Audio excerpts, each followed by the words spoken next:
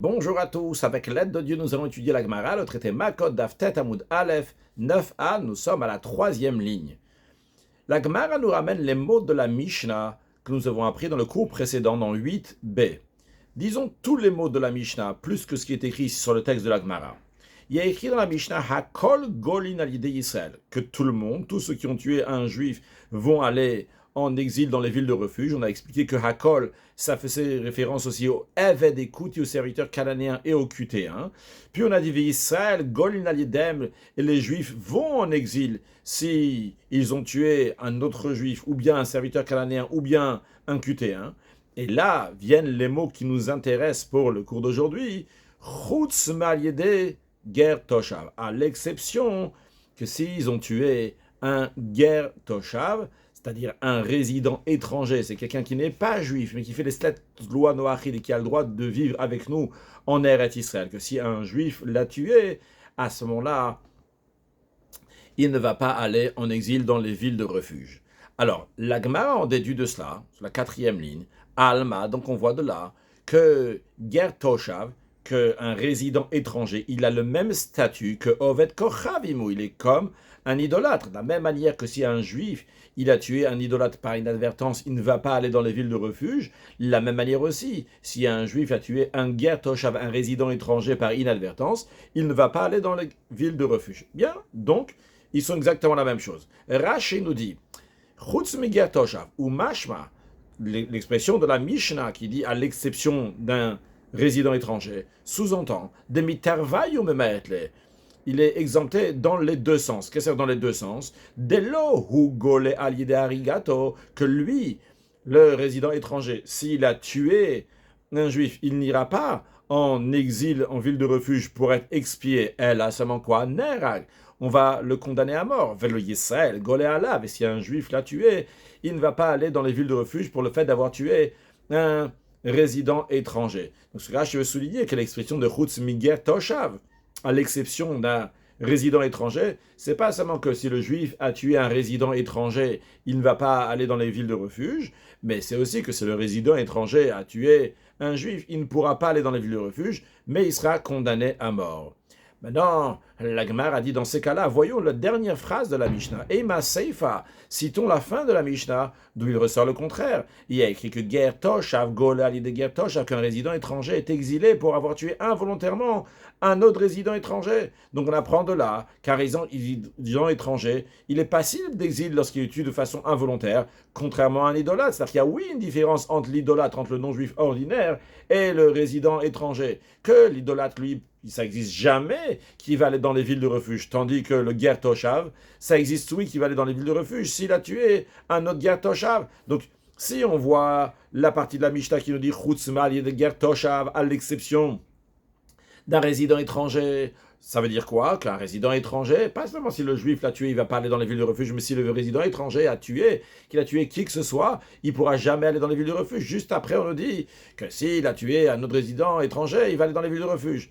Alors la Gemara répond, Rav ils disent, c'est simple, l'okasha, c'est pas une question. Quand on dit à la fin de la Mishnah que le résident étranger va aller dans les villes de refuge, on parle d'un résident étranger qui a tué un autre résident étranger. C'est la raison pour laquelle que dans ce cas-là précisément, il va aller dans les villes de refuge et il sera expié. Par contre, par contre, dans la partie de Mishnah qui dit Chutz Miger Toshav, on parle d'un Ger Toshav qui a tué un juif. Donc aussi bien, je souligne encore une fois, peut-être c'est pas nécessaire, mais aussi bien qu'un juif a tué un Ger Toshav, un résident étranger, que le résident étranger a tué un juif, eh bien, les lois de la ville de refuge ne s'appliquent pas dans ce cas-là. Bien. Voyons Rashi qui nous explique ça. Lokashecholo, Ger Toshav, Shahara Ger Toshav, Golé. Dans ces cas-là, si un résident étranger l'a tué un autre résident étranger, il va en exil et il sera expié, qui est des Katane Behedia, comme il est écrit clairement à la fin de la Mishnah. Ger Toshav, Shahara Ger Toshav. Donc un résident étranger qui a tué un autre résident étranger, Reisha, et le début de la Mishnah, ce que Rachid appelle le début de la Mishnah, c'est la phrase juste avant dans la Mishnah, qu'il dit Chutz Megia Toshav, Shehar Agat Israël, lorsqu'un résident étranger a tué un juif, et il ne va pas en exil, de le Sagé de Begalout, parce que cette faute-là n'est pas suffisante en exil, c'est-à-dire que l'exil n'est pas suffisamment fort pour pouvoir expier cette faute-là du résident étranger d'avoir tué un juif. Après, la Gemara a dit que Ika de Ramekra et Adad. Il y en a qui ramènent la même réponse de Rav Kahana, mais non pas en ramenant une contradiction entre une phrase de la Mishnah et une autre phrase de la Mishnah, mais en ramenant une contradiction entre deux versets. Ktiv est écrit dans un verset, Livnei Israël, pour les enfants d'Israël, vers la guerre, pour le converti, vers la Toshav, et pour le résident étranger, Betocham, parmi eux, Tien Harim, ce seront ces 6 villes de refuge, donc ça fait référence aux 3 villes de refuge que Moshe Rabbeinu a désignées de l'autre côté du Jourdain avant de traverser Eretz Israël, et les 3 autres villes de refuge que Yoshua il a désignées lorsqu'il est entré en Eretz Israël. Donc ces 6 villes de refuge là vont être pour le peuple juif, pour le converti et pour le résident étranger. Uktiv, un autre verset qui dit Vayu lachem et harim le miklat, que les villes de refuge seront pour vous. L'expression de lachem, la Gemara nous dit lachem velo lagerim, pour vous et non pas pour les étrangers, ce qui exclut le résident étranger, que lui, il n'a pas à faire du tout dans les villes de refuge. Donc, a priori, un verset te dit que les villes de refuge peuvent expier le résident étranger, tandis qu'un autre verset te dit que les villes de refuge ne peuvent pas expier et ne concernent pas le résident étranger. Et sur ça, Marav Kana, dans la réponse qu'on a vue avant, qu'on a donné, on a réconcilié ce qu'on a pris dans les 2 parties de la Mishnah, Rav Kana a donné cette réponse-là sur ces 2 versets-là, qui va réconcilier les 2 versets. Comment ça? Lokash, c'est pas une question. Kan Begir Toshav Sharag Israël. On parle d'un résident étranger qui a tué un juif. Sur ça, on dit Vayu lachem et harim. Uniquement pour vous, les juifs, il y aura ces villes de refuge-là, mais pas pour le résident étranger qui a tué un juif.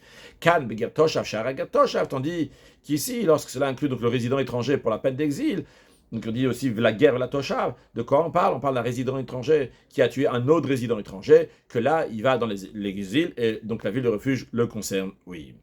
Maintenant, la Gemara demande une autre contradiction. Ormini, on souligne une contradiction à partir d'une braïta. Cette braïta-là, elle parle des 7 lois noachides. Oui, les non-juifs ont 7 lois qui ont été données à Matan Torah, qu'il faut transmettre d'ailleurs aux non-juifs, à tout le monde. Donc il y a l'interdiction de manger d'un animal vivant, le Ever Minachai. Deuxièmement, ne pas maudire Dieu. Troisièmement, ne pas voler. Quatrièmement, donc faire la justice donc de cette loi noachide. Après, ne pas faire l'adultère, ne pas faire l'idolâtrie et ne pas tuer. Ce sont les 7 lois noachides. Maintenant, ces 7 lois noachides, le goy est supposé les connaître. Et du moment où le goy les connaît, s'il va les transgresser, il sera passible. C'est-à-dire, la Torah, elle était mazir, azara. Elle a dit, c'est interdit de le faire. À ne pas confondre entre une azara et atra. Azara, c'est lorsque la Torah te dit, tu n'as pas le droit de le faire. Une atra, dans le sens halachique, qui est un avertissement, c'est l'avertissement qui est fait juste avant que la personne elle va transgresser. On lui dit, tu sais ce que tu vas faire là maintenant, c'est interdit de faire, et si tu vas le faire, tu vas être passible de telle et telle chose. Et lui dit, oui, je sais que c'est interdit, je sais que je vais être passible, malgré ça, je veux quand même le faire. C'est ce qu'on appelle une atra. Une azara, c'est le fait même d'interdire, même si on l'interdit 10 ans avant, eh bien, s'il a transgressé, il a transgressé. Alors, chez un juif, pour pouvoir le rendre passible, il faut lui faire une atra juste avant qu'il va fauter, s'il faut tracer shalom, et lui dire donc c'est interdit de faire telle et telle chose. Par contre, pour un non-juif, pour le Sheva Mitzvot de Noah, pour le 7 lois noachides, eh bien le fait que la Torah est déjà interdit du moment où il va le transgresser, même s'il n'y a pas eu un avertissement juste avant une atra, eh bien il sera quand même passible. Et donc cette braïta-là, elle dit les fichar, c'est la raison pour laquelle que ger ve'ovet kochavim, aussi bien un ger toshav, donc un résident étranger, et aussi bien un idolâtre, donc un non-juif ordinaire, chez Hargou qui ont tué, ner agin, ils sont mis à mort, même s'il n'y a pas eu une hatra, un avertissement juste avant. Comme Rashi nous explique, les fichar, c'est la raison pour laquelle. Et Rashi nous donne le contexte où c'est écrit, Asheva mitzvot shenitztavu bnei Noach kae. Donc cela fait référence, cette braïta-là fait référence aux 7 lois noachides. Dekaibelan, le bar il corrige à la place Vekaibelan, dire Dekaibelan, car on tient que Hazaratan Zoimitatan, le fait que la Torah leur a interdit, eh bien ça même ça amène leur mort s'ils l'ont transgressé.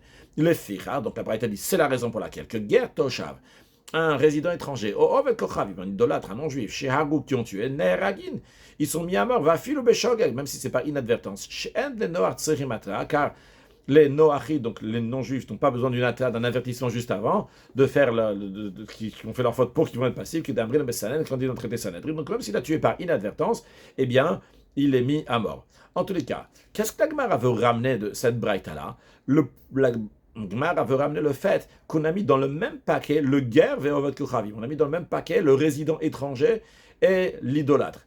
Katane, guerre, Dumia, David Kochav. On voit que la Braïta nous enseigne la loi concernant le résident étranger en même temps que la loi concernant l'idolâtre. Donc, c'est-à-dire qu'ils ont les mêmes règles. Donc, dans ces cas-là, Continuons dans ce raisonnement-là. Ma oved kochavim, la même manière concernant un idolâtre, un non-juif ordinaire. Losh, des katal barminé. Ça ne change pas s'il a tué quelqu'un qui est comme lui, comme Rashi nous dit, Ma oved kochav loshak katal barminé, s'il a tué quelqu'un comme lui, c'est-à-dire oved kochavim kemoto.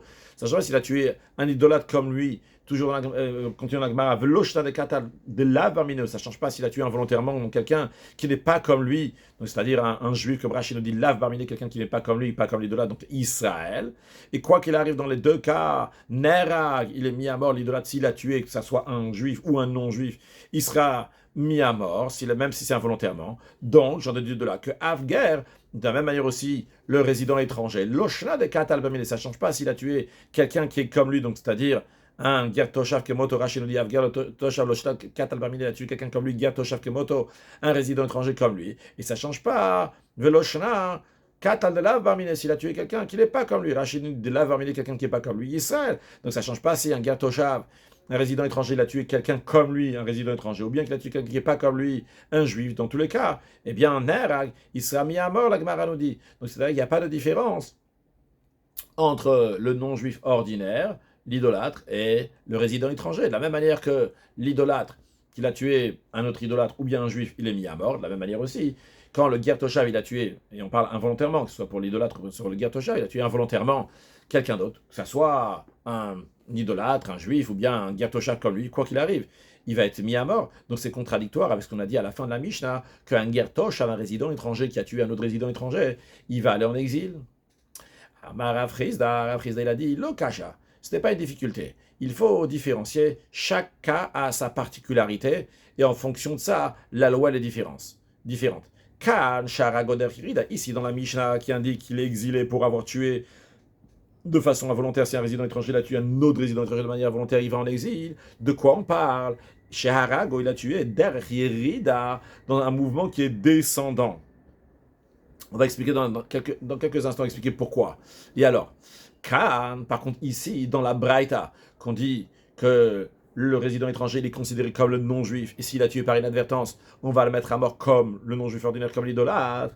Eh bien, on parle chez Arago qu'il a tué derrière Aliyah dans un mouvement qui est ascendant, il est en train de monter quelque chose, ou bien lui-même il est en train de monter. Et alors, c'est quoi la différence s'il a tué par un mouvement descendant ou ascendant?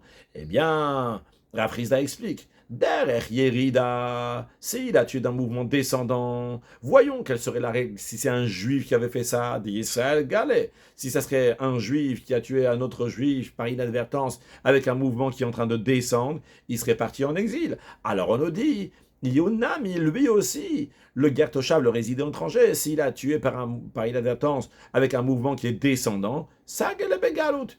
Il peut se contenter, ça lui suffit d'aller en exil comme le juif. Par contre, si derech Aliyah, mais si il a tué alors qu'il est en train de monter d'Israël, pas tout. Si le juif, il avait été en train de faire un mouvement ascendant et il avait tué, le juif aurait été exempté totalement. Pas seulement qu'on ne va pas le tuer, mais il ne va pas aller en exil non plus. Alors, quand il s'agit du Ger Toshav qui a tué avec un mouvement ascendant, lui, on ne va pas dire qu'il ne va pas être tué. Il n'y a pas non plus de ville de refuge. Donc, Hunerag, il va être tué, il va être mis à mort. Il va être exécuté et condamné à mort. Non, Amar le Rava, il dit un instant, Rav Chizda, j'ai un gros problème avec ton explication. Velav kalvachomeru, un instant. Ici, par un raisonnement par a fortiori, on devrait dire, pas comme tu as dit, c'est pas logique ce que tu as dit, comme ça. Ma derriérida de Israël Galé. Si déjà, quand derriérida, c'est avec un mouvement qui est descendant. Tu me dis, vu que le juif, il va aller en exil s'il a tué un autre juif par inadvertance avec un mouvement descendant, alors tu dis que Iunami Sagele Galut, que on va dire aussi pour le résident étranger, que on va pas le juger donc de façon plus stricte que le juif, on va dire, oh, on va le faire comme le juif lui aussi, on va dire qu'il va aller en exil le résident étranger. Alors, der Chalia de Israël Patour, lorsqu'il s'agit d'un mouvement ascendant, où un juif est exempté de toute sanction, même de l'exil, ou Nerag, lui, il va être exécuté. C'est quand on est strict avec le juif, tu dis, on est strict aussi avec lui. Mais en réalité, c'est pas strict, on est en train de le dire ici, que tu as ici une solution, tu peux aller quelque part. Donc, on dit, ah, le juif, il peut aller quelque part. Toi aussi, tu vas aller quelque part, tu vas trouver une solution. Ah, mais quand tu dis pour le juif, lui, on va sauver totalement le juif. Là, tu dis, ah, le juif, on n'est pas strict avec lui. Alors, avec toi, on va être très strict. Où est la logique ici? Si déjà quand c'est der Yerida, le juif te dit, ah, le juif, toi tu vas aller en exil. Alors on va dire, tu sais que toi aussi, on va être gentil avec toi, tu vas aller en exil. Alors quand on dit que le juif n'est pas du tout tué, on devrait dire aussi ici, toi aussi, on va être gentil avec toi, on va pas te tuer, on va pas te tuer. Et pourquoi ici Ner, on le met à mort? C'est la raison pour laquelle que Rava, il repousse l'opinion de Rav Rizda.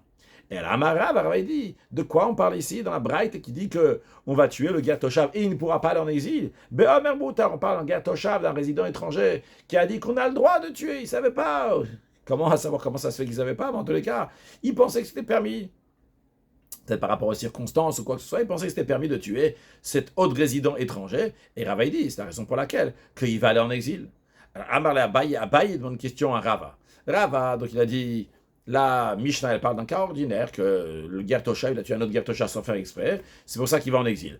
Et dans la Braïta qui dit que le Gertoshav ne peut pas aller en exil, c'est quand il a tué intentionnellement, mais il pensait que c'était permis, donc là, dans ces cas-là, il est mis à mort. Abaye, il dit, mais un instant, si c'est le cas, tu me dis que c'est un Gertoshav qui ne savait pas qu'on n'avait pas le droit de tuer, Amarle Abaye, il dit Omer Moutar, Anous, ou celui qui dit que c'est permis, il est comparable à la victime d'un accident. Quand on dit il est comparable à la victime d'un accident, c'est quelqu'un qui a été contraint, non pas dans le sens qu'il a été contraint, qui a été obligé, quelqu'un l'a forcé, mais tout simplement, il ne savait pas, vu qu'il ne savait pas, comme quelqu'un qui profanerait Shabbat, parce qu'il ne sait pas que c'est interdit de profaner Shabbat. Lui, il a tué, il a profané Shabbat intentionnellement, mais il ne savait pas que c'était interdit. Lui, il a tué intentionnellement, mais il ne savait pas que c'était interdit. Il est considéré comme un Anous. Il est considéré comme quelqu'un qui a été contraint, qui n'a pas fait exprès.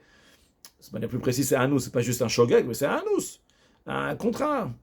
Amarle, Rava, il lui dit, non, Shani Omer, moi, Rava, je pense pas comme toi, Abaye. Moi, je dis que Omer Moutar, celui qui dit c'est permis, Karov le Mezidou, c'est qu'il est comparable à quelqu'un qui a agi de manière intentionnelle, parce qu'il aurait dû partir étudier et savoir qu'est-ce qu'on a le droit de faire et ce qu'on n'a pas le droit de faire. Donc, il a ignoré la loi, le fait d'ignorer la loi, ça ne va pas l'acquitter de la sentence qu'il devrait avoir. Donc, nous avons l'opinion d'un côté de Rav Rizda, et si vous voulez, vous pouvez rajouter aussi Abaye, et d'un autre côté, nous avons Rava. C'est-à-dire, Rava, lui, il a dit que celui qui dit Moutar c'est permis, Karov le Mezid, c'est comme s'il avait fait exprès, cette personne-là. Il a fait exprès, donc on va le mettre à mort, ce résident étranger qui pensait qu'on avait le droit de tuer l'autre résident étranger.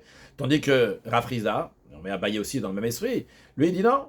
Il dit que si la personne l'a tué sans faire exprès, Rav Rizda ne s'est pas exprimé clairement sur ce cas-là, mais on va voir dans quelques instants que c'est dans le même esprit Rav Rizda et dans le même esprit que Abaye, que celui qui dit Moutar, celui qui dit que c'est permis, lui, cette personne-là, il n'est pas considéré Mézid, il est considéré Anous. Et c'est pour ça que Rav Rizda, il a dû donner une autre réponse. Il n'avait pas donné la réponse que Rava, il a donnée, que Omer Moutar, il dit c'est permis. Parce que d'après lui, s'il dit c'est permis, c'est un Anous. Donc on ne va pas dire que Ner, on va le tuer. Et comme la Gemara nous dit, comme Rashi nous l'explique, Ve'azdu le Tamayu. Azdu le Tamayu, c'est tous deux, Rav Rizda et Rava, ils suivent leur opinion qu'ils ont déjà exprimée ailleurs. Rashi nous dit, Azdu le Tamayu, c'est-à-dire Rav Rizda, de l'Obaïlishnouye Moutar, qu'il n'a pas voulu donner la réponse que la Braïta, elle parle, que le Gertoshav qui a tué un autre Gertoshav, il est mis à mort parce qu'il pensait, il a dit que c'était Moutar, c'était permis. Pourquoi? Des Kassavaranus, parce qu'en effet, Rav Rizda, il veut te dire que celui-là, il n'est pas mis à mort, parce que s'il pensait que c'était permis, il est Anous, donc Rav Rizda, il dit comme Abaye. Rava. Alors, donc, dans toute la Gemara ici, dans la suite, c'est le Bach, il corrige à la place de Rava, il dit Rava, même pas seulement dans la suite, dans la Gemara qu'on a vu avant aussi, je dis Rava. Donc, en tous les cas, d'après le Bach, il s'agit de Rava. Donc, que je dise Rava ou Rava, sachez qu'il y a écrit dans la Gemara Rava, que le Bach, il dit c'est Rava. En tous les cas, donc, Rava, d'Amaner, Rava qui a dit qu'il est tué. Mais quand il dit Mouta, parce qu'il pense que c'est un Karov le Mezid, eh bien, ils ont déjà exprimé leur opinion ailleurs. Où est-ce qu'on retrouve leur opinion? Des Itmar. Il a été dit. Imaginons un résident étranger qui a tué une cible qui visait. Mais la cible qui visait, que ça vaut Behema. Il pensait que cette cible-là, c'était un animal. Pas de souci de tuer un animal. Venim Tzada, mais il s'est trouvé que c'était un être humain.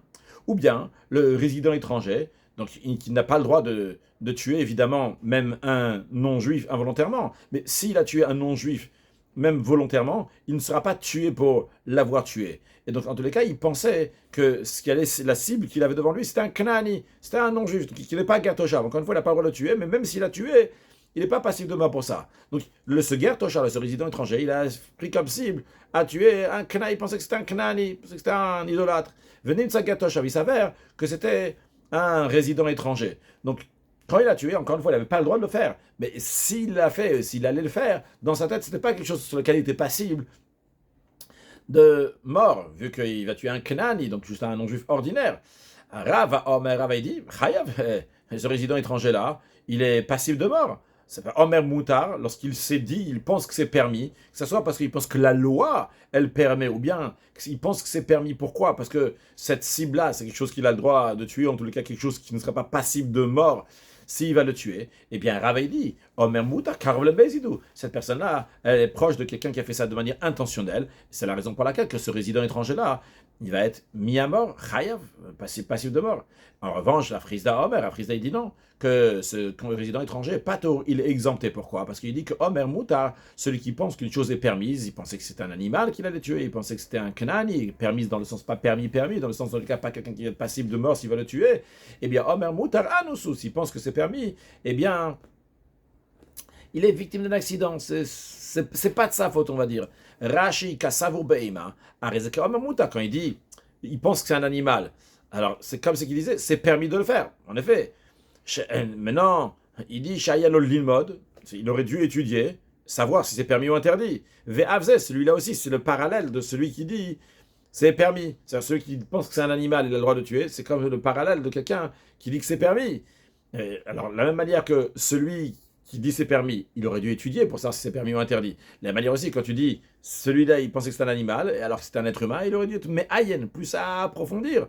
Rachid dit qu'au Begar Toshav Asken, on parle d'un Ger Toshav. Donc, ça, c'est Rashi présente donc, le sujet tel qu'il est. Et après, donc, on nous présente, Rashi continue avec l'opinion de Rava qui dit Chayav Mita, qu'il est passible de mort. Et que Rav Frisda, il dit Pato, il est exempté. Donc, en tous les cas, on voit ici un désaccord entre Rava et Rav Frisda. L'idée, Rava, il dit quand quelqu'un il pense que c'est permis, eh bien, il est considéré un mésil, comme s'il avait fait ça volontairement. D'après Rav Frisda, quand quelqu'un il pense que c'est permis, il est considéré comme s'il avait fait ça donc par forcing, pas dans le sens littéral de forcing, mais en tous les cas comme un accident dans lequel il n'est pas responsable donc, de ce qui est arrivé. Maintenant, nous allons voir une discussion sur l'opinion de Rava, et après sur l'opinion d'abord sur l'opinion de Rav Frisda, après sur l'opinion de Rava. Et qui est-ce qui a raison? Est-ce que c'est Rava? Est-ce que c'est Rav Frisda? Voyons deux versets dans la Torah. Et tu veux Rava et Rav Frisda. Rava, il demande une question à Rav Frisda. Dans la Torah, nous avons l'histoire de Avimelech, le roi de Grar, qui a pris la femme d'Avram, donc qui a pris Sarah, et Avram lui avait dit donc c'était sa sœur, donc c'est la raison pour laquelle que lui, il a pris. Et Dieu lui est venu en rêve, à Avimelech, le roi de Grar, il lui a dit Hinchamet ala isha shalakarta. Tu vas mourir à cause de la femme que tu as prise. Et alors que c'est une femme qui est mariée. Alors, il a dit My love, n'est-ce pas, Bidé Adam? N'est-ce pas, on parle de qui? On parle que c'était Bidé Adam, donc c'était le tribunal terrestre qui va le tuer. C'est-à-dire que parmi, comme on a dit tout à l'heure, qu'il y a 7 lois Noachides. Une des lois Noachides, c'est de faire la justice. Donc les Noachides ont le devoir de juger. Alors lorsqu'il y a un Noachide qui prend la femme de quelqu'un d'autre, eh bien le tribunal a le devoir de juger. Et s'il juge et il condamne à mort, eh bien la personne sera condamnée à mort. Donc lorsque Dieu il a dit à Avimelech, Inchamet ala isha shalakarta, tu vas mourir pour la femme que tu as prise, n'est-ce pas? Comment il va mourir? C'est Bidé Adam, c'est les êtres humains, le terrestre, qui vont le tuer. Pourtant, Avimelech, lui, il savait ou il savait pas? Il savait pas, il pensait que c'était juste la sœur d'Abraham. Donc si c'est la sœur d'Abraham, il n'y a aucun souci de prendre la sœur d'Abraham. Pourtant, qu'est-ce qu'on voit? Malgré le fait qu'il a dit Moutar, c'est permis, et on ne dit pas que Anoussou, Ravaï dit à Rafriza, tu vois, on ne dit pas, il était contraint, il savait pas. Non, on dit, mais il est considéré comme un mais, il va mourir, parce qu'il aurait dû être méhaïen, il aurait dû bien faire des recherches. Rav Frisda dit non, c'est vrai, il y a écrit Inchamet ala isha shalakarta, tu vas mourir parce que tu as pris cette femme-là. Mais Bidé Shamaim, on parle ici Dieu va le tuer donc par le tribunal céleste, non pas par le tribunal terrestre. Le tribunal céleste terrestre va pas pouvoir le tuer pour ça. Et la Gemara a dit en effet, Rav Frisda il a raison, Daikadami. Peut-être c'est Rav Frisda lui-même qui dit ça. Il dit on peut même le préciser du verset, il est écrit Mechatoli. Donc dans la suite de la conversation entre Avimelech et Dieu il dit, je t'ai sauvé, mais Chatoli, de me fauter à moi. Sous-entendu que c'est une faute entre Dieu et Avimelech, qui ne concerne pas le tribunal terrestre, qui ne pourra pas le juger pour cela. Alors, Rashi, Maïlav Bidé Adam, donc c'est Rava qui dit à Rav Frisda, n'est-ce pas, que c'est Bedinen Bnei Noach, dans les lois, dans le tribunal des Noachid, Veze Omer Mutaraya, et lui, il disait que c'est Moutar. C'est Rav Melech, il pensait que cette femme, Sarah, elle était permise, car Savour Achot Avrami, car il pensait que c'était la sœur de Avram. On a répondu non, c'est Bidé Shamaim. Alors, Rava il dit à un instant, d'après Stavel d'après ton raisonnement. Voyons dans l'histoire de Yosef, lorsque la femme du maître de Yosef, donc la femme de Potiphar, voulait que Yosef va fauter avec elle. Et Yosef lui dit, tu sais, je ne peux pas faire ça, parce que si je vais fauter avec toi, avec Khatat il Elohim, je fauterai devant Dieu. Alors, Rav a dit à Rafriza, d'après ton raisonnement, là-bas aussi, tu vas dire, vu qu'il y a écrit, donc, il n'y a pas écrit Mechatoli, mais il y a écrit Khatat il Elohim, donc pour Dieu, et ça veut dire qu'il va fauter l'Elohim uniquement pour Dieu, pour le tribunal céleste, par le tribunal céleste, il sera jugé, velo le Adam, et non pas par le tribunal terrestre. C'est pas possible de dire une telle chose. Pourquoi Rashi nous dit l'Elohim velo le Adam? Est-ce qu'il va fauter uniquement pour Dieu et pas pour les êtres humains? Valo yodea chez Ishetish, lui, il était au courant, il sait que la femme de Potiphar, elle est mariée avec Potiphar. Elle a, la Gemara nous dit, donc Rav va continuer son raisonnement à Rafrizda lui dit, on est obligé de dire, malgré le fait qu'il a écrit Vechatati l'Elohim, que Yosef il a dit je vais fauter à Dieu, dit Noma sur la Adam, son jugement est livré à la justice des hommes. Alors Rav va dire à Rafrizda, Hachanami, ici aussi dans le cas d'Avimelech, c'est vrai que Dieu il dit Mechatoli de fauter pour moi, mais quand Dieu dit Mechatoli de fauter pour moi, ça ne veut pas dire que ça sera un jugement avec le tribunal céleste. Ici aussi, dit Noma sur la Adam, ici aussi, ça signifie que son jugement va être livré à la justice des hommes. Quand la justice des hommes, ça veut dire qu'il sera jugé par le tribunal terrestre. Il est considéré comme un Bézid. En tous les cas, de cette discussion-là, on n'a pas de preuve ni pour Rava, ni pour Rafriza. Chacun, il a des explications dans les versets qui sont discutables. Maintenant, Etive Abaye le Rava. Abaye, lui, demande une question à Rava. Abaye, lui aussi, il a dit comme Rafriza. L'idée que quelqu'un qui dit moutar, qui dit que c'est permis, et bien qu'il se trompe, eh bien, c'est considéré comme un anus. C'est un accident. Alors, Abaye, il contredit Rava. Il dit, Rava, toi, tu as dit que celui qui dit moutar, c'est permis, c'est considéré comme un bézid. Regarde. Il y a écrit, toujours dans la discussion de Avimelech avec le bon Dieu, lorsqu'il se considérait innocent, il dit, Agoy gam tzadik tarog Hashem, tu vas frapper aussi un peuple qui est juste, qui est innocent. Je ne savais pas que c'était la femme de Avram Avinu. Rashi Agoy gam tzadik tarog kasarka datar. Et comme on comprend le verset, si on regarde juste le verset comme ça superficiellement, ça monte à l'esprit que Dieu a été d'accord avec lui. Parce qu'on ne voit pas de réponse de Dieu qui dit non, c'était pas tzaddik. Alma, donc on voit que Anus, on voit que Dieu il était d'accord, qu'il était Anus, qui était contraint, malgré que tu dis il aurait dû rechercher plus, etc. Mais concrètement, il n'a pas recherché plus, il a pensé que c'était la sœur d'Avraham. Eh bien, il est contraint et il est exempté. Al-Agmar a dit non, Rav dit à Abaye, détrompe-toi, Dieu lui a oui répondu. Juste, il faut comprendre la réponse de Dieu. Hatam kamehadre, il avait Rashi dit, comme Dieu lui a oui répondu. Voyons Rashi, avant de voir la réponse d'Agmara, Rashi commence la réponse d'Agmara, qu'elle est kamehadre, il avait l'hod alidvara. Hashem n'a pas été d'accord avec ses paroles. Sheheshi lo tshuva, shechayav mita, Dieu lui a répondu qu'il est passif de mort. Sheino tzadik bedavar, qu'il n'est pas tzadik sur ça. Shahayalo lilmoder cheretz, il aurait dû apprendre comment se comporter, qu'il est mefaresh ve'azil, comme on va l'expliquer dans la suite. Qu'est-ce que nous allons nous dire? Dieu a dit, Ve'ata maintenant, Hashev Eshetaïch, rend l'épouse de cet homme-là, qui naviou, car il est prophète. On va faire encore quelques lignes sur Daftet Amoudbet. Rima dit un instant, Rava lui dit, voyons ici, qu'est-ce que Dieu il a dit à Avimelech? Il rend lui sa femme parce qu'il est prophète, Eshet Naviou de Théâtre, parce que c'est la femme d'un prophète, il faut la rendre. Des Lav Navi le Théâtre, s'il avait pris une femme qui n'est pas d'un prophète, il ne devrait pas la rendre. C'est évident que comme la femme n'est pas d'un prophète, il devrait la rendre aussi. Elle a seulement quoi? Ici, il y a un message derrière ces mots-là que Dieu est en train de dire à Avimelech. De Amar Rabbi Shmuel bar Nachmani, comme l'enseignement de Rabbi Shmuel bar Nachmani. De Amar Rabbi Shmuel bar Nachmani à Amar Rabbi Yonatan. Rabbi Shmuel bar Nachmani a dit au nom de Rabbi Yonatan, Hachi Kamare. Voici ce que Dieu a dit à Avimelech. La réponse, elle est double. Il est en train de dire comme ça. Ve'at maintenant Hashev Eshetaïch. Rends la femme de cet homme-là. Tu dois la rendre. Mikoma, comme quoi qu'il arrive, prophète, pas prophète. Maintenant, des camarades, j'ai une deuxième chose à te dire, moi, le bon Dieu, à toi, Avimelech. Le fait que tu dis, Hagoy gam tzadik tarog, alo amali achoti, tu viens te justifier, tu dis, Hachem, tu as tué un peuple qui est juste, moi, quelqu'un, Avimelech, qui est juste, qui est droit, il m'a dit que c'est sa sœur, c'est tout. Alors, Dieu lui dit, écoute, sur ça, je vais te dire quelque chose. Naviou. Cette personne-là, Abraham, il est Navi, il est prophète. Quand on dit ici il est prophète, dans le sens il est chacham, il est intelligent.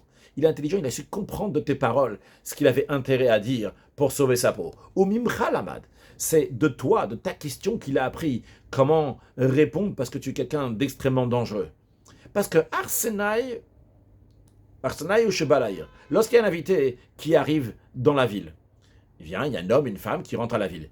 On leur demande, est-ce que vous avez de quoi manger? Est-ce que vous avez de quoi boire? Mais un gars il rentre dans la ville avec une femme. Ah bonjour, c'est ta femme ou c'est ta sœur? C'est la première question qu'on a demandé. C'est des gens dangereux. Ils veulent prendre cette femme-là. Alors c'est la raison pour laquelle qu'Abraham Naviou, il était chacham. Il a dit, je ne vais pas risquer ma vie, je vais dire que c'est ma sœur. Et donc conclusion, Mikan en apprend, chez Ben Noach, Nerag, chez Hayal Olilmod Velolamad, que un Noachide, il est passible de mort lorsqu'il commet un délit qu'il pensait être permis, parce que c'est sa responsabilité d'apprendre, et il n'a pas appris. Conclure avec une halakha, un Gertoshar qui a tué un autre Gertoshar parce qu'il pensait que c'était permis de le tuer, eh bien, c'est proche d'un Mézid, comme s'il avait fait ça intentionnellement, et Neragalav est tué, vu qu'il a eu l'intention de le tuer. Conclure avec un mot de Chassidut, on a vu que nous avons la justice terrestre et la justice céleste, donc deux sortes de tribunal. Alors, on est jugé, à l'époque, on était jugé par le tribunal terrestre, de nos jours, on est jugé par le tribunal céleste, mais le Rabbi ramène une responsable du Noda Biyuda dans laquelle il explique que de nos jours, il y a une particularité. La particularité, c'est qu'à l'époque, lorsque le tribunal terrestre jugeait, il ne peut pas savoir si la personne avait vraiment fait tchouva, donc ils sont obligés de juger comme ils ont vu les choses. En la dayan et la machaïn avrot. Par contre, lorsqu'il s'agit du tribunal céleste qui juge, lui, il sait exactement ce qui est dans le cœur de la personne.